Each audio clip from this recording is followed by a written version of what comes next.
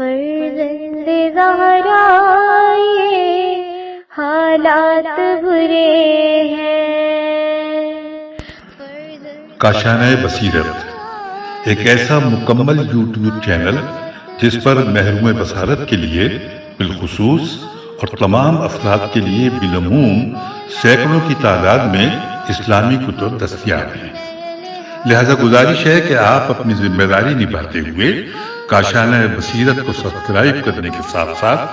Bell icon کو press کیجیے تاکہ آپ علم کے حصول کے ساتھ ساتھ مذہب اہل بیت کی اشاعت میں بھی اہم کردار ادا کرتے رہیں۔ کاشانۂ بصیرت، کاشانۂ بصیرت، کاشانۂ بصیرت۔ فرزند زہرا یہ حالات برے ہیں۔ اعوذ باللہ من الشیطان اللعین الرجیم، بسم اللہ الرحمن الرحیم۔ السلام علیکم۔ کاشانۂ بصیرت کے یوٹیوب چینل سے آپ سے مخاطب ہوں۔ جو کتاب ہم پڑھنے کا شرف حاصل کر رہے ہیں وہ ہے کلام امیر المومنین، شرح نہج البلاغہ، جلد چہارم، آیت اللہ العظمیٰ، ناصر مکارم شیرازی کی تالیف ہے یہ، اور ترجمہ ہوا ہے زیر نگرانی مولانا سید شہنشاہ حسین نقوی۔ پیشکش ہے باب العلم، دارالتحقیق کراچی۔ ہم پڑھیں گے خطبہ نمبر 91۔ پہلے اس کی سند دیکھتے ہیں۔ پیج نمبر ہے 29۔ سند خطبہ۔ کتاب مصادر نہج البلاغہ میں اس طرح آیا ہے کہ سید رضی اس خطبے کی ابتدا میں جو عبارت لے آئے ہیں وہ اس کی سند کا پتہ لگانے کے لیے کافی ہے، اس لیے کہ انہوں نے یہ خطبہ مسعدہ بن صدقہ سے اور انہوں نے حضرت امام جعفر صادق علیہ السلام سے نقل کیا ہے، اور ہم جانتے ہیں کہ مسعدہ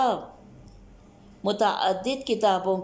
کے مصنف تھے، جس میں سے ایک خطبات امیر المومنین علیہ السلام نامی کتاب بھی ہے۔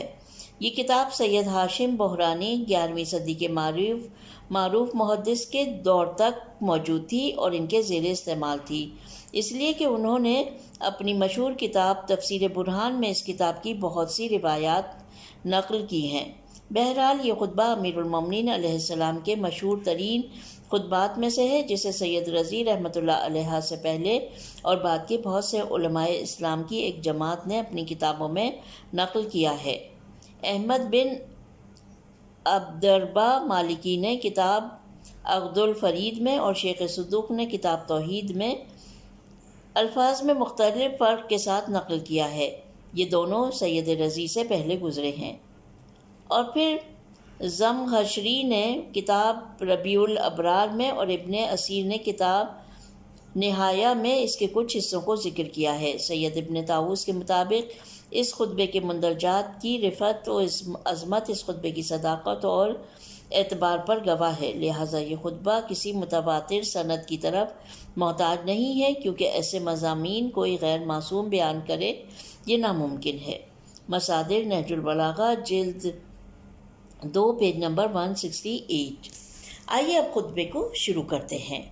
بسم اللہ الرحمن الرحیم۔ خطبہ نمبر 91۔ ترجمہ پڑھوں گی میں۔ اس خطبے کو خطبہ اشباہ کہا جاتا ہے، الف شین بے اور ہے، جسے آپ کے جلیل ترین خطبات میں شمار کیا گیا ہے۔ مسعدہ بن صدقہ نے امام جعفر صادق علیہ السلام سے روایت کی ہے کہ امیر المومنین نے یہ خطبہ منبر کوفہ سے اس وقت ارشاد کیا، فرمایا جب ایک شخص نے آپ سے یہ تقاضا کیا کہ پروردگار کے اوصاف اس طرح بیان کریں کہ گویا وہ ہماری نگاہ کے سامنے ہے، تاکہ ہماری معرفت اور محبت الہی میں اضافہ ہو جائے۔ آپ کو اس بات پر جلال آ گیا اور اعلان کروایا کہ سب لوگ جمع ہو جائیں۔ مسجد لوگوں سے بھر گئی تو آپ ممبر پر تشریف لے گئے اور اس عالم میں خطبہ ارشاد فرمایا کہ آپ کے چہرے کا رنگ بدلا ہوا تھا اور غیظ و غضب کے آثار نمودار تھے۔ حمد و ثناء الہی بیان کی اور آن حضرت صلی اللہ علیہ وسلم پر درود و سلام بھیجنے کے بعد یہ خطبہ ارشاد فرمایا۔ خطبہ ایک نگاہ میں، اس خطبے کا شمار ان گراں قدر خطبوں میں ہوتا ہے جو فصاحت و بلاغت کے ساتھ ساتھ معنویت سے معمور ہیں، اور یہ امیر المومنین علیہ السلام کی عظمت اور ان کے عالم معنی سے رابطے اور علم الہی کے لامحدود خزانوں میں سے فیضیاب ہونے پر واضح دلیل اور گواہ ہے۔ ابن ابی الحدید اس خطبے کی تشریح کے دوران ایک مقام پر لکھتے ہیں، جب انسان ان ارشادات ربانی اور کلمات قدسی پر نظر ڈالتا ہے تو دنیائے عرب کی فصاحت و بلاغت اس کے سامنے مان پڑ جاتی ہے۔ عرب کے فصیح ترین لوگوں کا کلام اس فصیح و بلیغ خطبے کے مقابل ایسا ہے جیسے خالص سونے کے مقابل خاک۔ اگر بالفرض محال فصحائے عرب اس پائے کے فصیح و بلیغ الفاظ و عبارات پیش کر بھی پائیں، لیکن عقل بشری سے اس قدر بلند اور عرفہ مضامین کہاں لا پائیں گے؟ وہ دور جاہلیت کے عرب جو اپنی فصاحت میں مشہور تھے، یہاں تک کہ خود رسول اکرم کے اصحاب بھی ان عمیق آسمانی حقائق کا ادراک نہیں کر سکتے تھے تو بیان کیا کر پاتے؟ ابن ابی الحدید اس خطبے کی عظمت و جلالت کو بیان کرنے کے بعد لکھتے ہیں، خدا کی قسم اگر کوئی عاقل و دانا شخص اس کلام پر غور کرے تو اس کے بدن پر لرزہ طاری ہو جائے گا، اس کا دل دہل جائے گا اور وہ اپنے تمام وجود کے ساتھ عظمت خداوندی کا احساس کرے گا۔ شوق دیدار میں اس کے حواس جواب دے جائیں گے اور اس کی روح قبض عنصری سے پرواز کرنے کے لیے بے چین ہو جائے گی۔ بہرحال اس خطبے کے کئی حصے ہیں جن میں سے ہر ایک دوسرے کی تکمیل کرتا ہے۔ پہلا حصہ، اس حصے میں پروردگار عالم کے کچھ اوصاف اس مقصد سے بیان کیے گئے ہیں کہ سامع کا ذہن آگے بیان ہونے والے حقائق کو قبول کرنے کے لیے تیار ہو جائے۔ دوسرا حصہ، اس میں امام نے سائل کے اس سوال کا جو اس نے اوصاف خداوند متعال کے بارے میں پوچھا تھا جواب دیتے ہوئے خدا کے ناموں اور صفات کے سلسلے میں قرآن مجید کو معیار قرار دیا ہے اور اس معاملے میں آیات قرآنی سے تمسک کرنے پر زور دیا ہے۔ تیسرا حصہ، اس میں امام نے انسان کی پروردگار کی ذات و صفات کی حقیقت کے ادراک سے عاجزی کے جانب اشارہ کیا ہے۔ چوتھا حصہ، اس میں امام جہان خلقت میں جو کہ پروردگار کی ذات و صفات کا آئینہ ہے خداوند تعالیٰ کی تدبیر و انتظام سے متعلق گفتگو کرتے ہیں۔ پانچواں حصہ، اس میں ان باعظمت آسمانوں کی خلقت کا تذکرہ کرتے ہیں جو خداوند متعال کی عظمت کی تجلی گاہ ہے۔ چھٹا حصہ، اس میں فرشتوں کی خلقت اور ان کی صفات و خصوصیات کا بیان ہے۔ ساتواں حصہ، اس میں امام نے سننے والوں کی توجہ آسمانوں کی بلندیوں سے زمین کی طرف مبذول کرائی ہے اور زمین کی خلقت کے بارے میں گفتگو فرمائی ہے۔ آٹھواں حصہ، اس میں حضرت آدم کی خلقت، انبیاء کرام کی بعثت اور رسولوں کے بھیجے جانے کی جانب اشارہ ہے۔ نواں حصہ، اس میں امام پروردگار کے علم غیب اور اس کے وجود انسانی کی اسرار، نیتوں، افکار اور قلوب میں پوشیدہ رازوں سے آگاہی کے بارے میں گفتگو کرتے ہیں۔ دسواں حصہ، اس میں امام خطبے کو مجرب اور پرمعنی دعاؤں کے ساتھ ختم کرتے ہیں اور ان حصوں کے مجموعے سے انسانی روح کی بالیدگی اور تراوٹ تقرب الہی کے سفر میں معاون اور انسان کی فکری اور عملی اصلاح کی خاطر حیات بخش معجون تیار کر کے لوگوں کے سپرد کرتے ہیں۔ اس سلسلے میں کہ اس خطبے کو اشباح کا نام کیوں دیا گیا، محققین کے درمیان کافی بحث رہی ہے۔ بعض کہتے ہیں کہ اشباح فرشتوں کی جانب کنائیہ ہے اور چونکہ اس خطبے کا وافر حصہ فرشتوں سے متعلق ہے اس لیے اسے اشباح سے موسوم کیا گیا ہے۔ بعض کا خیال ہے کہ اشباح کا لفظ اس خطبے میں موجود تھا، لیکن جیسا کہ سید رضی مرحوم کی روش یہ تھی کہ پورے خطبے میں سے کچھ حصوں کا انتخاب کیا کرتے تھے اور باقی کو رہنے دیتے تھے، سو انہوں نے اس خطبے کے نام والے حصے کو چھوڑ دیا جو شاید یہ جملہ تھا، کیسے ممکن ہے، میں ترجمہ پڑھ رہی ہوں، کیسے ممکن ہے کہ اشباح اور اجسام سے خداوند متعال کی توصیف کی جائے اور کس طرح ممکن ہے کہ فصیح و بلیغ زبانیں اس کے اوصاف بیان کرنے پر قادر ہوں۔ یہ جملہ شیخ صدوق رحمۃ اللہ علیہ نے اپنی کتاب توحید میں ایک خطبے میں ذکر کیا ہے جو خطبہ اشباح کے کچھ حصوں کے ساتھ مشابہت رکھتا ہے۔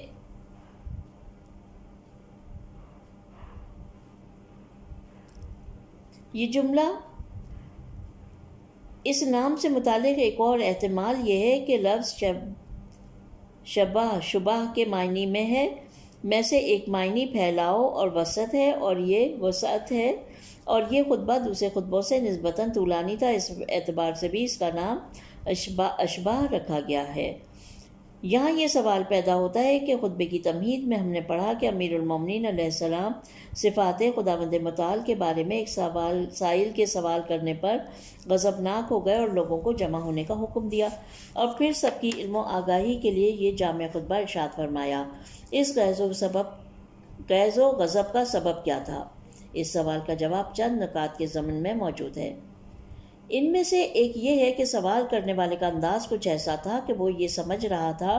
کہ خداوند متعال بھی مخلوقات جیسی صفات کا حامل ہے، اور اسی لیے اس نے رویت کا لفظ استعمال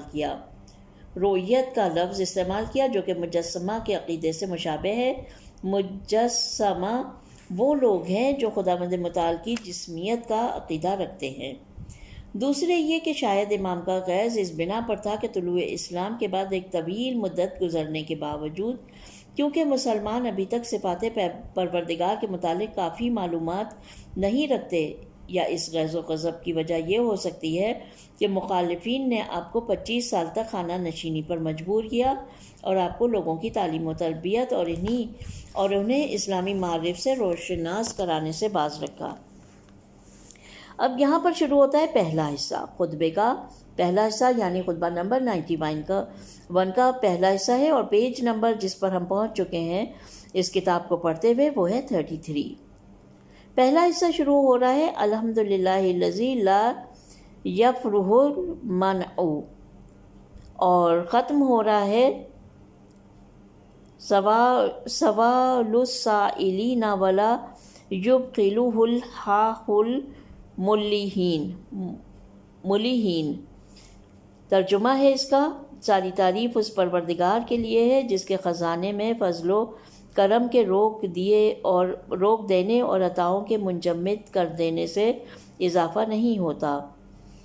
اور جود و کرم کے تسلسل سے کمی نہیں آتی ہے، اس لیے کہ اس کے علاوہ ہر عطا کرنے والے کے ہاں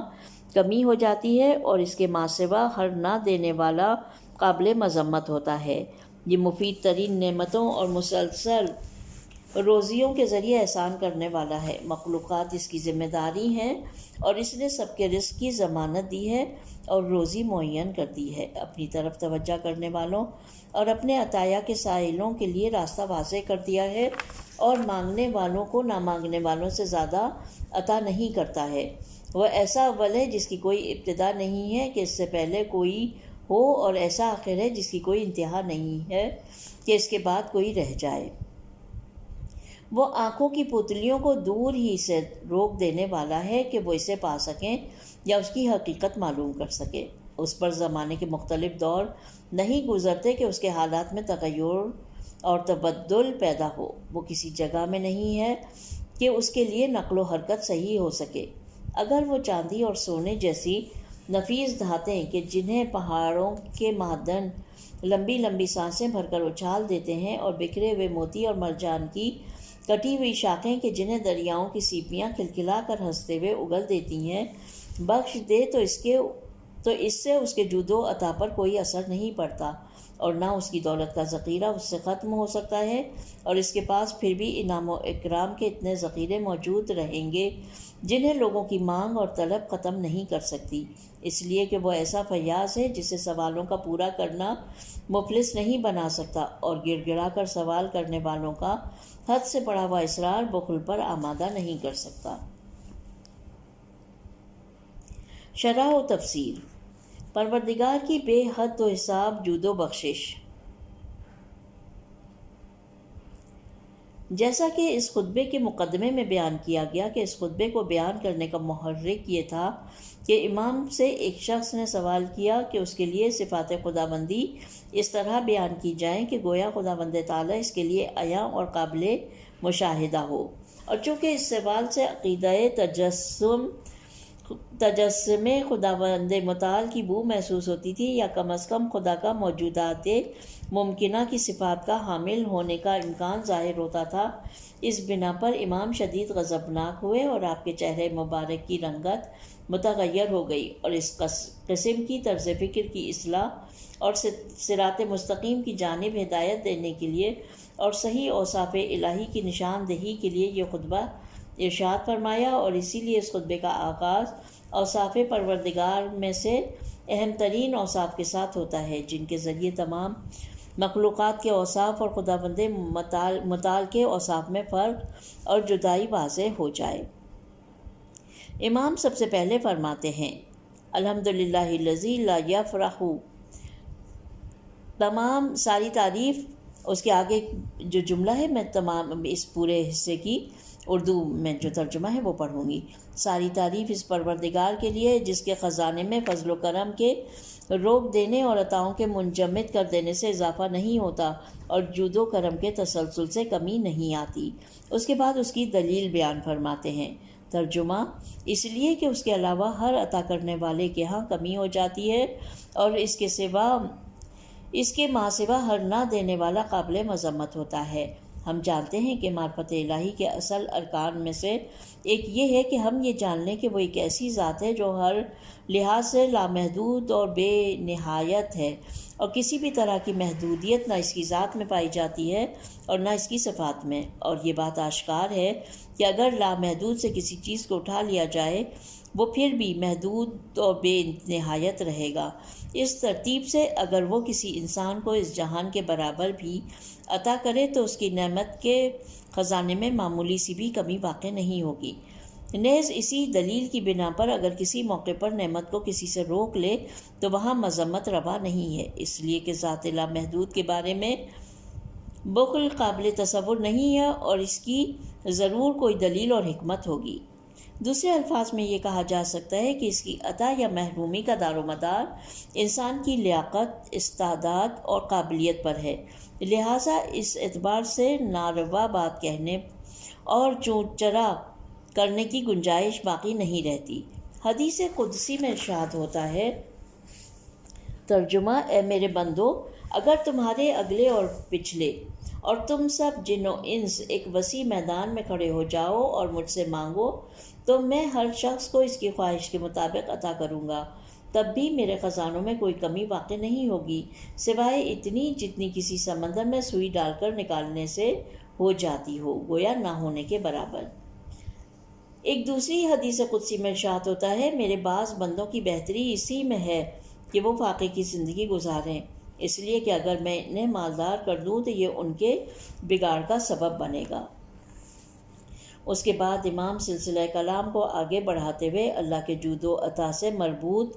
دوسرے اوصاف کے بیان کے سلسلے میں یوں فرماتے ہیں،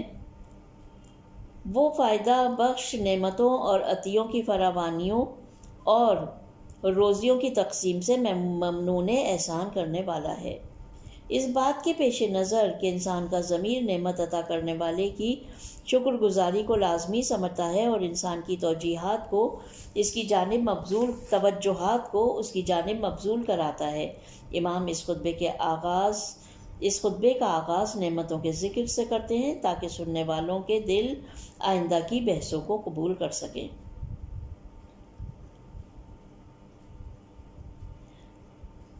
اچھا، امام نے جو نعمتوں کا ذکر کیا ہے تو اس میں منانوں کا لفظ آیا ہے، تو اس کے بارے میں یہاں کتاب میں لکھتے ہیں، مننا کے مادے سے لیا گیا ہے اور بہت بخشنے والے کے معنی میں ہے، اور کلمہ فوائدن نعمی ایک انتہائی وسیع مفہوم کا حامل ہے جس میں ہر قسم کی معنوی اور مادی نعمتیں شامل ہیں۔ اب سوال یہ اٹھتا ہے کہ اس جملے میں اوائد المزیدی والقسم کے جملے کے درمیان میں فرق کیا ہے؟ والقسم، یہ پورا جو میننگ میں الفاظ اور میننگ پڑھ رہی ہوں یہ اسی کا ہے کہ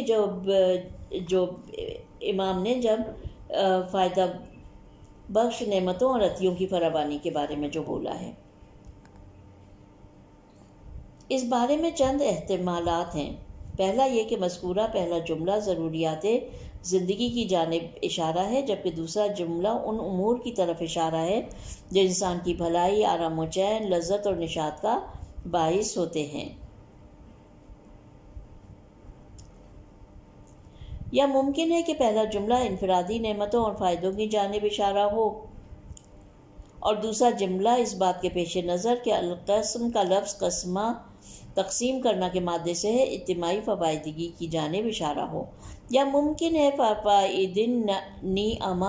نعمی اشارہ ہو اس روزی کی جانب جو ہر حال میں انسان کو میسر ہوتی ہے، جیسے پانی، ہوا، سورج کی روشنی، اور وہ روزی جو بغیر خواہش اور تلاش کے انسان کو میسر ہو جاتی ہے۔ اور عوائد المزیدی والقسمی کہ جملے سے مراد وہ روزی ہے جو انسان کو تلاش و محنت اور صحیح تدبیر اور ہوشیاری کی بدولت نصیب ہوتی ہے۔ یہ بھی ممکن ہے کہ مذکورہ دونوں عبارتیں ان مذکورہ تمام احتمالات کی جانب اشارہ ہوں۔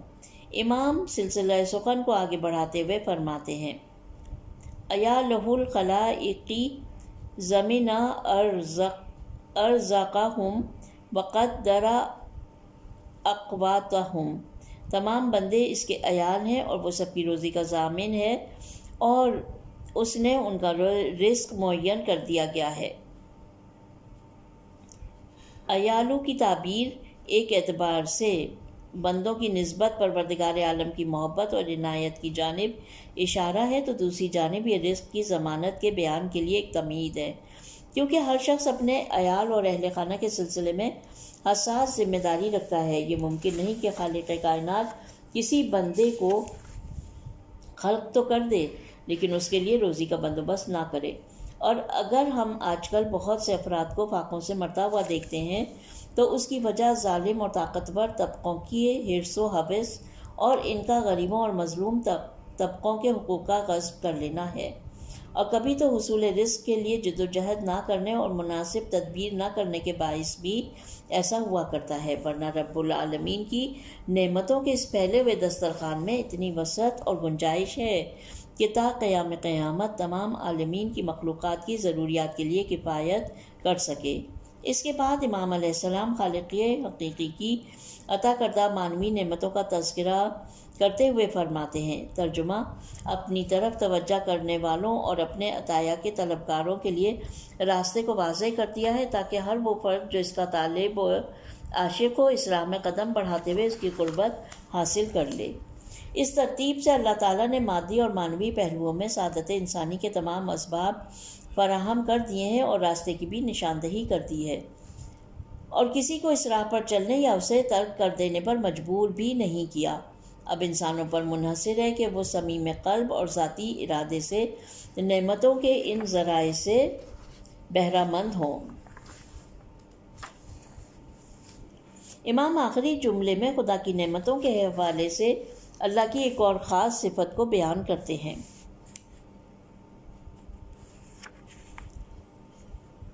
اور مانگنے والوں کو نہ مانگنے والوں سے زیادہ عطا نہیں کرتا۔ اس جملے میں اس حقیقت کی جانب لطیف اشارہ ہے کہ پروردگار کی بخشش اور عطا بندوں کی شائستگی اور لیاقت کی بنیاد پر ہے، نہ کہ ان کے اصرار و چاہت کی بنا پر۔ اور اگر دعا نزول عطا و بخشش الہی کا سبب ہے بھی تو اس کی وجہ یہ ہے کہ اگر دعا کرنے والا شرائط و آداب دعا کا پورا لحاظ رکھے تو نعمت کے حصول کے لیے اس کی شائستگی اور لیاقت میں اضافہ ہو جاتا ہے، کیونکہ صحیح معنوں میں دعا انسان کو توبہ، اصلاح نفس اور خدا کی یاد کی جانب راغب کرتی ہے۔ ان میں سے ہر ایک بندے کی شائستگی اور لیاقت میں اضافے کا سبب بنتی ہے۔ ابن ابی الحدید کے جملے کی تفسیر کرتے ہوئے کہتے ہیں، ابن ابی الحدید کا جملہ کیا ہے؟ وَلَيْسَ بِمَا سُئِلَ بِأَجُودَ۔ اس جملے میں انتہائی لطیف معنی پوشیدہ ہیں، کیونکہ یہ انسان کی فطرت ہے کہ کوئی اس سے کچھ مانگے اور اصرار کرے تو وہ زیادہ دینے پر مائل ہو جاتا ہے، لیکن اگر کوئی اس سے نہ مانگے تو یا تو بہت کم مقدار میں دیتا ہے یا پھر سرے سے دیتا ہی نہیں۔ اس کے برعکس جود و سخائے الہی عام اور اس کے تمام بندوں کے شامل حال ہے، خواہ وہ طلب کریں یا نہ کریں۔ اگرچہ دعا اور اس پاک ذات کی یاد اور اس کی جانب توجہ سے انسان میں نعمت کے حصول کی مزید شائستگی اور لیاقت پیدا ہو جاتی ہے۔ مزید یہ کہ انسان اپنی ضروریات اور نقصان کے پیش نظر جن چیزوں سے اس کی ضرورتیں وابستہ ہوتی ہیں ان میں ثقافت کا مظاہرہ کم ہی کرتا ہے، جبکہ دوسری چیزوں میں ایسا نہیں کرتا، کیونکہ خداوند تعالیٰ کی ذات میں کسی قسم کی ضرورت اور نقصان کا شائبہ تک نہیں ہے، اس لیے اس میں یہ تفریق بے معنی ہو جاتی ہے۔ امام اللہ کی رزاقیت اور صفات فعلیہ سے مربوط صفات کے بیان کے تسلسل میں خدا کی صفات ذاتیہ میں سے چار صفات کی جانب اشارہ کر رہے ہیں۔ سب سے پہلے آپ فرماتے ہیں ترجمہ: وہ ایسا آغاز ہے جس کا کوئی قبل نہیں ہے کہ اس سے پہلے کوئی چیز ہوتی، اور ایسا آخر ہے کہ جس کا کوئی بعد نہیں ہے کہ اس کے بعد کوئی شے ہو۔ وہ ازلی اور ابدی ہے اور رہے گا۔ ہم جانتے ہیں کہ خداوند تعالیٰ کی ذات اور صفات کی معرفت کے باب میں اس کی لامتناہیت اور لامحدودیت کے مسئلے کو بنیادی حیثیت حاصل ہے۔ وہ کمال مطلق ہے اور اس کا وجود ہر جہت سے نامتناہی ہے، اسی بنا پر وہ ہمیشہ سے تھا اور ہمیشہ ہی رہے گا۔ عالم ممکنات میں یہ ممکن ہے کہ کوئی شے اپنے بعد آنے والی دوسری شے کی نسبت تو اول ہو، لیکن اس کے باوجود اس سے بیشتر بھی اشیاء ہوں، کیونکہ عالم امکان میں آغاز اور انجام ہونا اضافی اور نسبی امور یعنی ریلیٹو میں سے ہے۔ یہ فقط خدا کی ذات پاک ہی ہے جس سے پہلے کوئی شے تھی، نہ اس کے بعد کوئی شے ہوگی۔ یہ بات واضح ہے کہ خدا کی اولیت اور اس کا آخر ہونا زمان یعنی وقت کے اعتبار سے اول و آخر ہونا نہیں ہے، کیونکہ زمان موجودات کی حرکت سے وجود میں آتا ہے۔ زمان حرکت کی مقدار ہوا کرتا ہے، اور ہم جانتے ہیں کہ ذات واجب الوجود میں حرکت و تغیر امکان پذیر نہیں ہے، کیونکہ حرکت یا تو کمال کی جانب ہوا کرتی ہے یا پھر زوال و نقصان کی جانب، جبکہ وہ کمال مطلق ہے، اس میں کسی قسم کی کمی اور نقصان کا شائبہ نہیں ہے۔ تیسرے وصف میں فرماتے ہیں وہ آنکھوں کی پتلیوں کو دور ہی سے روک دینے والا ہے کہ وہ اسے پا سکیں یا اس کی حقیقت معلوم کر سکیں۔ نہ ظاہری آنکھ اسے دیکھ پاتی ہے کیونکہ وہ جسم، مکان اور جہت نہیں رکھتا،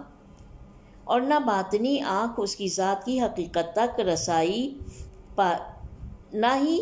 باطنی آنکھ کی اس کی ذات کی حقیقت تک رسائی ہے، کیونکہ ایک محدود لامحدود کو دیکھنے کی طاقت و توانائی نہیں رکھتا۔ اس بنا پر رادے یعنی روکنے والا کے معنی یہ نہیں ہے کہ خدا نے کوئی حجاب یا رکاوٹ کھڑی کر دی ہو، بلکہ یہ کنایہ ہے اس بات کی جانب کہ خدا کی ذات برتر و بلندر ہے اس سے کہ اسے ظاہری آنکھ یا دل کی آنکھ سے دیکھا جا سکے۔ قرآن مجید میں بھی ارشاد خداوندی ہے ترجمہ: اس کو آنکھ دیکھ نہیں سکتی، نہ دنیا میں اور نہ آخرت میں، اور وہ لوگوں کی نظروں کو خوب دیکھتا ہے۔ سورہ مبارکہ انعام آیت نمبر 103۔ جب بنی اسرائیل نے اللہ کے مشاہدے کا مطالبہ کیا تو حضرت موسیٰ علیہ السلام پر وحی ہوئی کہ پہاڑ کی طرف نظر کرو، اگر وہ میرے جلوے کے مقابل اپنی جگہ تک ٹک پایا تو تم بھی مجھے دیکھ پاؤ گے۔ لیکن پہاڑ خدا کی تجلی کے سامنے اس طرح ریزہ ریزہ ہو گیا کہ سارے بنی اسرائیل بے ہوش ہو کر خاک پر گر گئے، اور جب ہوش میں آئے تو کہنے لگے ہم اعتراف کرتے ہیں کہ اس کی ذات پاک اس سے برتر ہے کہ انسان اسے دیکھے۔ چوتھے اور پانچویں وصف میں جو کہ اول الذکر صفات کی تکمیل کرتے ہیں، مولا ارشاد فرماتے ہیں اس پر زمانے کے مختلف دور نہیں گزرتے کہ اس کے حالات میں تغیر اور تبدل پیدا ہو، وہ کسی جگہ میں نہیں ہے کہ اس کے لیے نقل و حرکت ممکن ہو سکے۔ در حقیقت ان دو اوصاف میں خدا کی ذات سے زمان و مکان اور ان کے لوازمات کی نفی کی جانب اشارہ ہے۔ وہ ایسی لامحدود ذات ہے کہ اس میں حرکت کا تصور نہیں کیا جا سکتا، اور اسی وجہ سے وہ زمان کے زیر تسلط نہیں ہے، اور اسی بنا پر مختلف حالات اور کمال یا زوال و نقصان کی جانب حرکت کا اس کی ذات میں گزر نہیں۔ وہ جسم نہیں رکھتا کہ اسے کسی جگہ یا امکان کی ضرورت ہو، وہ محدود نہیں ہے کہ اس کے لیے کوئی مقرر جگہ ہو، اور اسی لیے اس کے حق میں جگہ کی تبدیلی ناقابل تصور ہے۔ اس کے بعد امام ایک مرتبہ پھر خداوند عالم کی بخشش و عطا کی توصیف کی جانب واپس ہوتے ہیں اور اس کے جود و سخا کے بحر بے کرام کے بارے میں بیان کرتے ہیں تاکہ بندگان الہی میں شکر گزاری کا احساس بیدار ہو، وہ خدا سے ہی اپنی امیدیں وابستہ رکھیں اور خدا کی صفات و کمال کی معرفت حاصل کریں۔ چنانچہ اس سلسلے میں مولا فرماتے ہیں، ترجمہ: اگر وہ چاندی اور سونے جیسی نفیس دھاتیں کہ جنہیں پہاڑوں کے معدن لمبی لمبی سانسیں بھر کر اچھال دیتے ہیں، اور بکھرے ہوئے موتی اور مرجان کی کٹی ہوئی شاخیں کہ جنہیں دریاؤں کی سیپیاں کھلکھلا کر ہنستے ہوئے اگل دیتی ہیں، بخش دے تو اس سے اس کے جود و عطا پر کوئی اثر نہیں پڑتا، اور نہ اس کی دولت کا ذخیرہ اس سے ختم ہو سکتا ہے۔ اس کے پاس پھر بھی انعام و اکرام کے اتنے ذخیرے موجود رہیں گے جنہیں لوگوں کی مانگ اور طلب ختم نہیں کر سکتی، اس لیے کہ وہ ایسا فیاض ہے جسے سوالوں کا پورا کرنا مفلس نہیں بنا سکتا، اور گڑ گڑا کر سوال کرنے والوں کا حد سے بڑا ہوا اصرار بخل پر آمادہ نہیں کر سکتا۔ اللہ کے جود و کرم اور ثقافت اور اس کے وسیع خوان نعمت کے بارے میں اس سے خوبصورت اور آسان فہم تعبیر کہیں نہیں ملتی، یعنی یہ کہ اگر خدا پہاڑوں اور سمندروں کی گہرائیوں اور انسان کے پاس موجود دنیا کے تمام معدنیات اور قیمتی ذخائر کسی ایک فرد کو بخش دے، تب بھی اس کی نعمتوں کے ذخائر میں سوئی کی نوک کے برابر بھی کمی نہیں ہوگی، کیونکہ اس کے صرف ایک حکم کن سے اس جیسی مثالیں اس جہان میں رونما ہوتی ہیں، اور اسی بنا پر اصرار کرنے والوں کا اصرار اور پہم مطالبات اسے بخل کرنے پر اکساتے ہیں اور نہ طیش میں لاتے ہیں۔ مقرر مطالبات سے وہی افراد نالاں ہوتے ہیں جن کے ذرائع محدود ہوتے ہیں، اور اس میں عطا کرنے سے ان میں کمی واقع ہوتی ہے، اور آخر کار سب ختم ہو جایا کرتا ہے۔ اس بنا پر اگر ہمیں دست طلب دراز کرنا ہو تو بہتر ہے کہ بارگاہ الہی میں دست طلب دراز کریں، جو کہ کریم، جود و عطا کرنے والا اور رحم کرنے والا ہے۔ پہاڑوں کے اندر موجود ذخائر کے بارے میں سانس بھرنے کی تعبیر پہاڑوں کا اپنے اندر موجود ذخائر زلزلے کے سبب سے اور وقت کے ساتھ پیدا ہونے والے شگافوں کے راستے اگلنے کی وجہ سے کی جانب ایک لطیف اشارہ ہے۔ سیپیوں کے بارے میں ضحک ضاد ہے کاف یعنی ہنسی کی تعبیر ان کے دہانے پر نمودار ہونے والے شگافوں کی طرف اشارہ ہے، جس کے راستے موتی لڑھکنی کھاتے ہوئے سمندر میں بکھر جاتے ہیں۔ جس طرح جب کوئی خوبصورت انسان ہنستا ہے تو اس کے موتی جیسے چمکیلے دانت نمایاں ہو جاتے ہیں، اسی طرح جب سمندر کی سیپیاں ہنستی ہیں تو ان میں پوشیدہ موتیوں کے دانے نمودار ہوتے ہیں اور بکھر جاتے ہیں۔ نکتہ: خداوند متعال کی نعمتوں کی وسعت۔ امام کے کلام کا یہ حصہ ایسے پرکشش اور دلپذیر نکات پر مشتمل ہے جن کا مرکز نگاہ پروردگار کی نعمتوں کی وسعت اور اس کے ازلی فیض کے ابلتے ہوئے چشمے ہیں۔ امام ان نکات کے ذریعے سامعین کے ضمیروں کو بیدار کر کے اور انہیں منعم حقیقی کی شکر گزاری کے واجبی حکم، جو کہ ایک واضح حکم عقلی ہے، کے ذریعے انہیں پروردگار کی ذات و صفات کی معرفت جہاں تک ان کا حوصلہ ہے کے لیے تیار کریں۔ ایک اور جگہ ارشاد فرماتے ہیں، جو مانگنا چاہتے ہو اس سے مانگو، کیونکہ بخشش اور عطا میں فراوانی اور اضافے سے اس کی رحمت اور نعمت کے خزانے میں کمی واقع نہیں ہوتی۔ ایک اور مقام پر فرماتے ہیں، وہ اتنا سخی اور داتا ہے کہ اگر کوئی اس کے سامنے